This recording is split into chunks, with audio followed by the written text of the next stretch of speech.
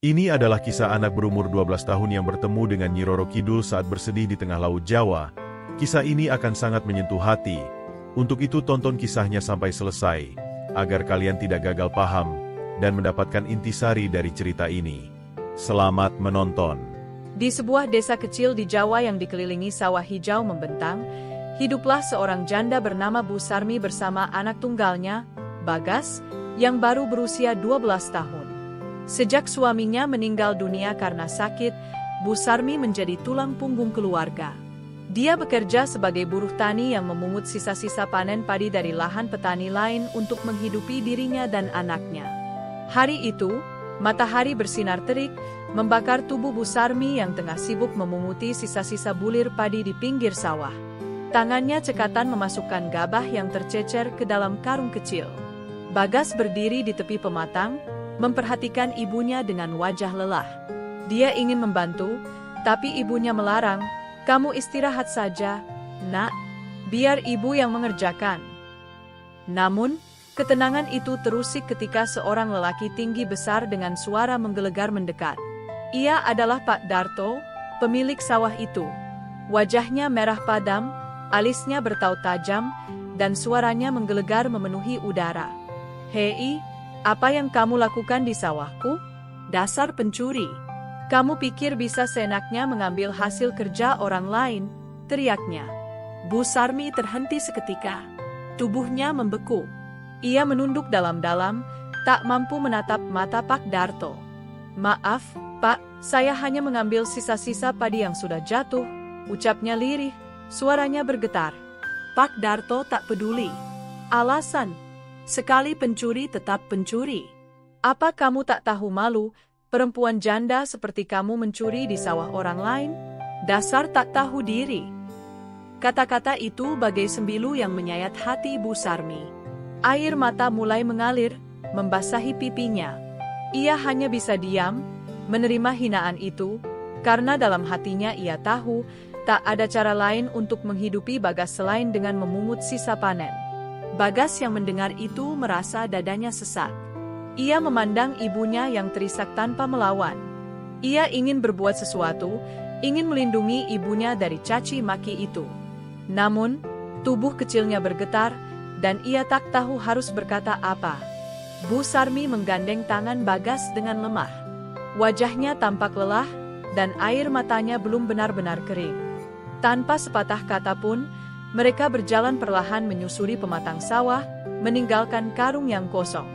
Hati Bu Sarmi terasa berat, bukan karena hinaan Pak Darto, tapi karena ia tahu, malam ini mereka tak punya apa-apa untuk dimakan.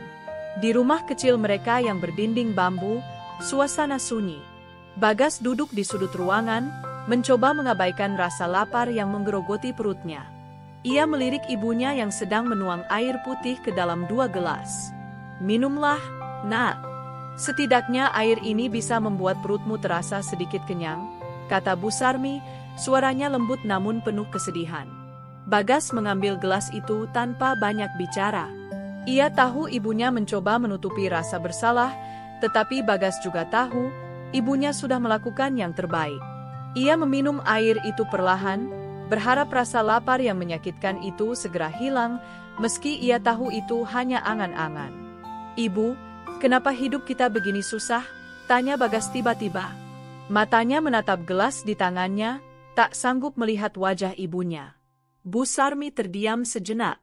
Ia mencoba menahan air matanya, lalu berkata dengan lembut, "Bagas, hidup ini memang tidak selalu mudah.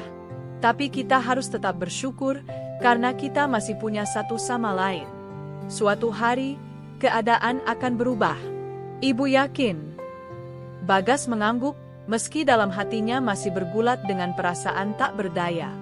Ia memandang ibunya yang berusaha tersenyum di tengah kesulitan.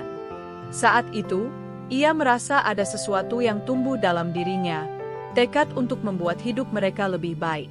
Malam itu, meski perut mereka kosong, Bu Sarmi dan Bagas tertidur berdekapan. Angin malam berhembus dingin, tetapi kehangatan cinta antara ibu dan anak itu menjadi penghiburan di tengah kegelapan. Malam itu, ketika Bu Sarmi sudah terlelap, Bagas terbangun. Ia duduk di sudut ruangan, menatap langit-langit rumah mereka yang reot. Suara perutnya yang kosong memantul di telinganya, namun pikirannya melayang pada kenangan tentang ayahnya. Ayah dulu seorang nelayan. Kenapa aku tidak mencoba menjadi seperti ayah, pikirnya. Ia teringat perahu kecil di belakang rumah mereka. Perahu tua itu sudah lama ditinggalkan sejak ayahnya meninggal. Meski terlihat usang dan lapuk, Bagas merasa itu adalah harapan yang bisa ia coba. Keesokan paginya, setelah memastikan ibunya sibuk di dapur, Bagas berjalan ke belakang rumah. Di sana, ia melihat perahu itu tertutup debu dan lumut. Beberapa bagian kayunya mulai lapuk, tapi bentuknya masih utuh. Ia mengusap perahu itu dengan tangannya, seolah sedang berbicara dengan ayahnya. "Ayah, aku akan melanjutkan pekerjaanmu. Aku akan mencoba membuat hidup kami lebih baik," bisiknya pelan. Bagas mulai bekerja. Ia mengumpulkan alat-alat seadanya, paku, kayu bekas, dan tali yang ia temukan di sekitar rumah. Dengan semangat, ia memperbaiki perahu itu meski dengan keterampilan seadanya. Tangannya yang kecil penuh lecet, tapi ia tidak peduli. Dalam pikirannya, ia hanya ingin melihat ibunya tersenyum tanpa rasa khawatir lagi. Saat matahari mulai tinggi, Bu Sarmi keluar rumah dan terkejut melihat Bagas berkutat dengan perahu tua itu. "Bagas, apa yang kamu lakukan?" tanyanya dengan nada cemas. Bagas berhenti sejenak, menatap ibunya dengan serius. "Bu, aku ingin membantu kita. Ayah dulu seorang nelayan, kan? Aku akan mencoba mencari ikan di laut. Dengan begitu, kita bisa makan dan tidak perlu meminta belas kasihan orang lagi." Bu Sarmi terdiam. Ia terharu sekaligus khawatir. Bagas masih terlalu kecil untuk menghadapi laut yang besar dan berbahaya. "Bagas, laut itu tidak mudah. Kamu bisa celaka?" "Tapi Bu, aku tidak mau kita terus kelaparan. Aku ingin menjadi anak yang ibu banggakan. Tolong izinkan aku mencobanya," ucap Bagas penuh tekad. Melihat mata anaknya yang bersinar dengan keberanian, Bu Sarmi akhirnya mengangguk, meski hatinya penuh dengan kecemasan. "Baiklah, tapi berjanjilah untuk selalu berhati-hati. Dan kalau ada apa-apa, kamu harus segera kembali." Bagas mengangguk dengan penuh semangat. Hari itu, ia melanjutkan memperbaiki perahu dengan bantuan ibunya. Bersama-sama, mereka membersihkan dan memperbaiki perahu tua itu. Di dalam hati Bu Sarmi, terselip harapan kecil, mungkin inilah awal dari perubahan hidup mereka. Fajar merekah indah di Cakrawala, langit berwarna jingga memantul di permukaan laut yang tenang. Bagas, dengan semangat yang menggebu, berdiri di samping perahu kecilnya yang sudah selesai diperbaiki. Bu Sarmi, meski penuh kecemasan, membantu mendorong perahu itu ke laut. "Ini, Nak," kata Bu Sarmi sambil menyerahkan sebotol air dan sepotong roti yang ia bungkus dengan daun pisang. "Bawalah ini. Kalau lapar, makanlah. Ingat, jangan terlalu jauh ke tengah laut, ya?" Bagas mengangguk. "Iya, Bu. Aku akan hati-hati." Dengan penuh keberanian, Bagas mulai mendayung perahu kecilnya ke arah laut. Meski tubuhnya kecil, ia merasa ada kekuatan besar dalam dirinya. Saat perahu semakin menjauh dari pantai, ia mulai memasang jaring kecil peninggalan ayahnya. Hari itu menjadi awal petualangan Bagas sebagai seorang nelayan kecil. Beberapa waktu berlalu, dan Bagas berhasil menangkap beberapa ikan kecil. Wajahnya berseri-seri. "Ini cukup untuk makan malam kami," gumamnya dengan senyum lebar. Namun, kegembiraannya tak berlangsung lama. Ia mulai merasa perahu bergoyang tidak wajar. Ketika ia memeriksa, matanya terbelalak.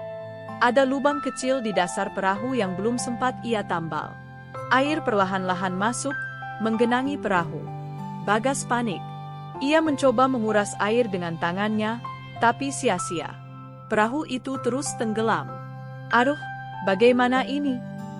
Bagas memandang sekeliling, mencari bantuan, tapi tak ada siapapun di dekatnya.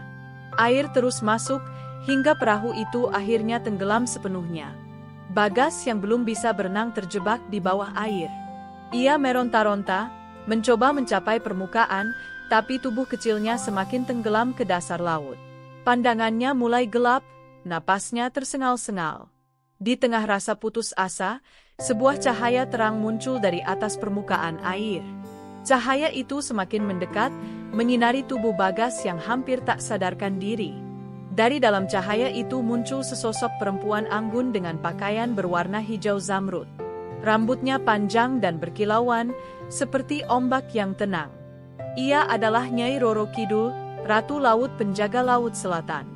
"Anak kecil, bangunlah," suara lembut namun penuh wibawa terdengar di telinga Bagas.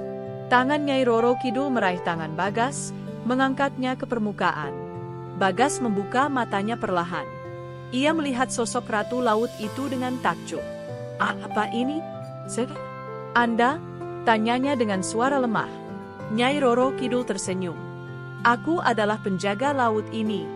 Aku melihat keberanianmu, anak kecil. Meski hidupmu penuh kesulitan, kau tetap berusaha keras demi keluargamu. Aku tidak bisa membiarkanmu hilang di dasar laut ini." Bagas hanya bisa terdiam, masih sulit percaya dengan apa yang terjadi. Nyai Roro Kidul lalu melambaikan tangannya, dan tiba-tiba perahu kecilnya yang tenggelam muncul kembali ke permukaan, utuh tanpa cacat. "Ini adalah hadiah dariku," lanjut Nyai Roro Kidul. "Perahu ini kini tak akan pernah tenggelam lagi.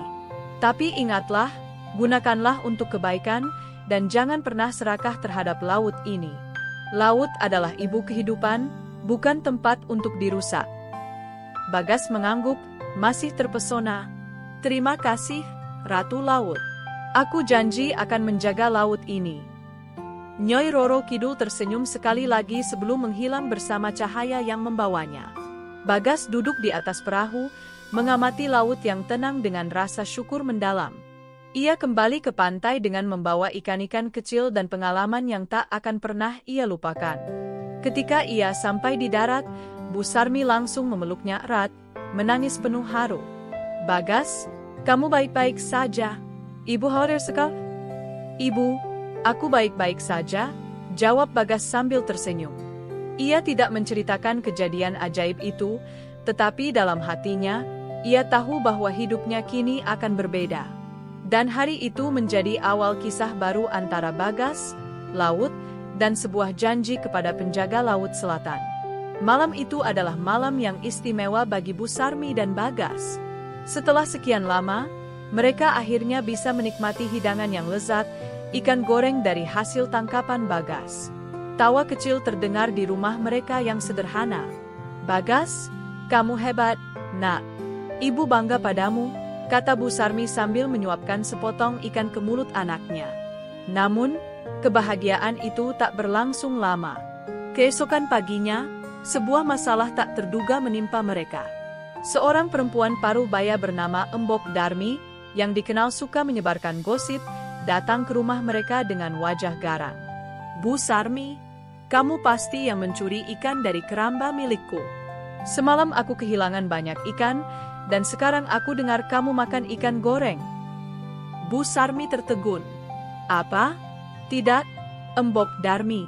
Kami tidak mencuri. Itu hasil tangkapan Bagas dari laut." "Tidak mungkin," sergah Embok Darmi. "Anak sekecil itu mana mungkin bisa pergi ke laut sendirian dan menangkap ikan sebanyak itu. Kamu pasti berbohong." Keributan itu menarik perhatian warga desa. Dalam waktu singkat, banyak orang berkumpul di depan rumah Bu Sarmi. Mereka mulai membicarakan berbagai kemungkinan, beberapa bahkan memandang sinis ke arah Bu Sarmi dan Bagas. "Sudahlah, kita bawa saja dia ke balai desa. Biar Pak Lurah yang memutuskan," usul seorang warga. Tanpa banyak pilihan, Bu Sarmi dibawa ke balai desa untuk diadili. Bagas mengikuti di belakang, dengan hati yang dipenuhi rasa bersalah. Ia tahu ikan itu adalah hasil tangkapannya sendiri, tapi ia tak tahu bagaimana meyakinkan semua orang. Di balai desa, Pak Lurah mencoba menenangkan suasana. "Bu Sarmi, apakah benar kamu mengambil ikan dari keramba Embok Darmi?" Dengan suara bergetar, Bu Sarmi menjawab, "Tidak, Pak. Ikan itu hasil tangkapan anak saya." Pak Lurah mengalihkan pandangan ke Bagas. "Bagas, Benar kamu yang menangkap ikan itu? Bagas mengangguk mantap. Iya, Pak Lurah. Saya yang menangkapnya. Saya menggunakan perahu kecil milik ayah saya dan pergi ke laut. Warga mulai berbisik-bisik. Mana mungkin anak sekecil itu berani ke laut sendirian, kata salah satu dari mereka. Kalau perahunya tenggelam bagaimana? Tambah yang lain. Kerumunan di balai desa semakin riuh. Meski Pak Sakir telah memberikan kesaksiannya, masih ada warga yang bersikeras tidak percaya. Salah satu dari mereka, seorang lelaki bertubuh besar bernama Pak Karta, berceletuk lantang. Mana mungkin anak kecil seperti Bagas bisa menangkap ikan sendirian? Ini pasti bohong. Suara-suara setuju bergemuruh di antara warga. Dasar maling. Mereka pasti mencuri, teriak salah seorang ibu-ibu dari belakang. Bagas berdiri di samping ibunya yang menunduk, menahan tangis. Namun, berbeda dengan ibunya, Bagas justru berani melangkah maju. Dengan suara yang tegas meski sedikit bergetar, ia berkata, "Aku bisa kok menangkap ikan sendiri di laut. Aku tidak bohong." Pak Karta menyeringai sinis. "Kalau memang begitu, buktikan. Besok pagi, saat matahari terbit, kami ingin melihatmu turun ke laut. Tangkap ikan sebanyak mungkin, dan bawa kembali ke darat. Kalau kau benar, kami semua akan meminta maaf. Tapi kalau tidak, keluargamu harus meninggalkan desa ini." Suasana seketika hening. Mata warga kini tertuju pada Bagas. Bu Sarmi menggenggam tangan anaknya erat-erat. "Bagas, tidak usah, Nak. Kita tidak perlu membuktikan apa-apa pada mereka," bisiknya penuh kekhawatiran. Namun, Bagas hanya tersenyum tipis pada ibunya. "Ibu, aku harus melakukannya. Bukan hanya untuk kita, tapi untuk membuktikan bahwa aku tidak berbohong. Aku ingin kita hidup tanpa dicurigai terus-menerus." Pak Lurah, yang sejak tadi mendengarkan, mengangguk pelan. "Baiklah, kalau itu keputusanmu, Bagas. Besok pagi, warga desa akan menunggu di pantai. Kita semua ingin melihat kemampuanmu." Malam itu, Bu Sarmi tak bisa tidur. Ia duduk di dekat Bagas yang tertidur pulas, wajahnya terlihat damai meski esok hari akan menjadi tantangan besar baginya. Dengan air mata yang mengalir, Bu Sarmi berdoa, "Ya Tuhan, lindungilah anakku. Berikanlah dia kekuatan untuk melewati ujian ini." Bagas berdiri di tepi pantai dengan perahu kecilnya. Warga desa berkumpul, memandangnya dengan berbagai ekspresi, ada yang mencemooh, ada pula yang penasaran. Bu Sarmi berdiri di belakang, menatap anaknya dengan rasa cemas yang tak terkira. Tanpa banyak bicara, Bagas mulai mendorong perahu ke laut. Ia melompat naik dan mulai mendayung, meninggalkan pantai perlahan. Suara ombak menjadi satu-satunya yang mengiringi langkahnya. Beraninya dia. "Tapi anak itu pasti akan kembali dengan tangan kosong," ujar seorang warga sinis. Namun, Pak Sakir, yang mengenali keberanian Bagas, berbisik pelan, "Kalau ada anak yang bisa melakukannya, aku yakin itu Bagas." Bagas mendayung hingga mencapai tempat di mana ia biasa menangkap ikan. Ia memasang jaring dengan hati-hati, lalu menunggu dengan penuh kesabaran. Angin laut berhembus lembut, namun Bagas tahu, waktu terus berjalan. Tiba-tiba, jaringnya bergerak. Ia menarik dengan sekuat tenaga, dan seekor ikan besar terlihat terjebak di dalamnya. Tak hanya satu, jaring itu penuh dengan ikan-ikan kecil yang menggeliat. Mata Bagas bersinar. "Terima kasih, Tuhan," gumamnya. Bagas duduk di atas perahunya, memandang laut yang tenang di bawah sinar fajar. Jaring yang ia pasang sudah mulai penuh dengan ikan kecil dan sedang, tapi hatinya tetap gelisah. Ia merasa kesal dan sedih atas tuduhan warga desa terhadap dirinya dan ibunya. Ketika ia sedang merenung, tiba-tiba angin berhembus lembut, dan dari permukaan air muncul cahaya yang sangat terang. Sosok anggun dengan pakaian hijau zamrud dan rambut panjang berkilauan muncul di hadapannya. Bagas terdiam. Itu adalah Nyai Roro Kidul, penjaga laut selatan, yang kembali menampakkan diri. "Bagas," ucapnya lembut, Mengapa kau terlihat sedih meski telah bekerja keras? Bagas tak kuasa menahan air matanya. Ia menceritakan segala keluh kesahnya, bagaimana warga desa tidak percaya bahwa ia bisa menangkap ikan sendiri, bagaimana keluarganya dituduh mencuri, dan betapa ia ingin membuktikan bahwa ia tidak bersalah. Nyai Roro Kidul mendekati Bagas, memeluknya dengan penuh kasih sayang. Anak yang kuat, beginilah realita kehidupan. Tidak semua orang akan percaya pada niat baikmu, dan tidak semua akan mendukung usahamu. Tapi ingatlah, kesabaran dan kerja keras akan membuahkan hasil. Jika kau terus berjuang, aku yakin suatu hari kau akan meninggikan derajat keluargamu dan membawa kebaikan bagi desamu. Bagas hanya bisa menunduk malu. Kata-kata Nyai Roro Kidul menyentuh hatinya. Terima kasih, Nyai. Saya akan terus bersemangat dan bekerja keras, ucapnya dengan tekad baru. Nyai Roro Kidul tersenyum. Bagus, anakku. Lanjutkan usahamu. Laut ini akan selalu menjadi sahabatmu selama kau menghormatinya. Dengan itu, ia menghilang perlahan, meninggalkan Bagas yang kembali melanjutkan pekerjaannya. Beberapa waktu kemudian, perahu Bagas sudah penuh dengan ikan. Hasil tangkapannya jauh lebih banyak dari yang ia bayangkan. Bagas tersenyum, merasa puas. Terima kasih, Tuhan, gumamnya. Ia pun mulai mendayung kembali ke pantai. Di darat, warga sudah berkumpul. Wajah-wajah mereka penuh rasa ingin tahu dan skeptis. Mereka menunggu dengan berbagai asumsi, ada yang berharap Bagas gagal, ada pula yang berharap ia berhasil. Ketika perahu kecil itu mulai terlihat di kejauhan, suara bisikan mulai terdengar. Apakah dia membawa ikan? Mana mungkin seorang anak kecil menangkap ikan sebanyak itu? Namun, begitu perahu Bagas mendekat, semua warga tertegun. Perahu kecil itu penuh dengan ikan. Mata mereka membelalak, mulut mereka menganga. Tidak ada yang menyangka Bagas bisa membawa tangkapan sebanyak itu. Pak Lurah yang berada di tengah-tengah kerumunan melangkah maju, melihat hasil tangkapan Bagas dengan matanya sendiri. Ini luar biasa, Bagas, katanya. Kamu benar-benar membuktikan dirimu. Warga yang tadinya mencemooh kini terdiam, merasa malu. Beberapa dari mereka, termasuk Pak Karta, mendekat untuk meminta maaf. Bagas, kami salah menilaimu. Kami minta maaf atas tuduhan kami kepada keluargamu, ucap Pak Karta dengan tulus. Bagas hanya tersenyum kecil. Tidak apa-apa, Pak. Saya hanya ingin membuktikan bahwa saya tidak berbohong. Bu Sarmi, yang menunggu di tepi pantai dengan hati berdebar, langsung memeluk Bagas begitu ia turun dari perahu. Bagas, kamu hebat, nak. Ibu sangat bangga padamu, katanya sambil menangis haru.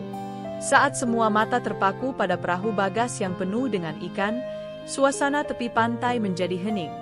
Namun, keheningan itu berubah menjadi keajaiban saat air laut tiba-tiba beriak tenang, memancarkan cahaya hijau yang lembut. Dari dalam laut muncul sosok anggun, Nyai Roro Kidul. Ia berdiri di atas air, memancarkan wibawa dan keindahan yang tak terlukiskan. Warga yang melihatnya langsung membeku. Beberapa mundur dengan ketakutan, sementara yang lain hanya terdiam terpana. Sosok Nyai Roro Kidul, dengan pakaian hijau zamrudnya, tampak seperti dewi yang turun dari langit. Dengan suara lembut namun penuh kekuatan, ia berkata, "Wahai warga desa, dengarkanlah aku." Suaranya bergema, membawa ketenangan di hati setiap orang yang mendengarnya. Anak ini, Bagas, adalah seorang anak ajaib yang telah dikaruniai keberanian dan kerja keras. Ia akan membawa perubahan baik bagi desamu di masa depan. Ia melanjutkan, jangan pernah lagi memfitnah atau meremehkan keluarganya. Mereka adalah contoh nyata bahwa ketulusan, kesabaran, dan usaha akan membawa kebahagiaan. Sebaliknya, dukunglah mereka, karena mereka adalah cerminan kebaikan yang bisa menjadi teladan bagi kalian semua. Warga terdiam, tak ada yang berani berkata apa-apa. Sosok Nyai Roro Kidul berdiri dengan anggun, memancarkan aura yang menyentuh hati setiap orang. Perlahan, ia mengalihkan pandangannya ke Bagas, yang menunduk dengan penuh rasa hormat. Bagas, Teruslah bekerja keras dan jujur.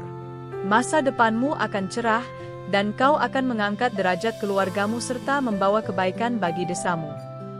Setelah itu, sosok Nyai Roro Kidul perlahan menghilang ke dalam laut, meninggalkan warga desa yang masih terpesona oleh kejadian luar biasa itu. Sejak saat itu, semuanya berubah. Keluarga Bu Sarmi tak lagi dipandang rendah. Warga desa, yang sebelumnya mencemooh dan memfitnah, kini memandang mereka dengan rasa hormat. Bu Sarmi dan Bagas menjadi teladan di desa tersebut, dikenal sebagai keluarga yang penuh ketulusan dan semangat hidup. Bagas terus melaut, bekerja keras untuk memenuhi kebutuhan keluarganya. Hasil tangkapannya yang melimpah menjadi berkah, tidak hanya bagi keluarganya tetapi juga bagi warga desa. Ia sering berbagi ikan dengan tetangga yang membutuhkan, menunjukkan bahwa kebaikan hati adalah kekuatan sejati. Bu Sarmi, yang dulunya bekerja keras sebagai buruh tani, kini hidup dengan lebih tenang. Ia dikenal sebagai ibu yang kuat dan penuh kasih, seorang wanita yang telah mendidik anaknya dengan nilai-nilai kehidupan yang mulia. Warga desa belajar banyak dari mereka. Mereka mulai memahami arti penting kerja keras, kejujuran, dan kebersamaan. Bagas dan Bu Sarmi menjadi simbol harapan dan inspirasi, membuktikan bahwa kesabaran dan ketulusan akan selalu membawa kebaikan. Legenda Bagas, anak ajaib yang diberkahi Nyai Roro Kidul, terus dikenang di desa itu, menjadi cerita yang diceritakan dari generasi ke generasi.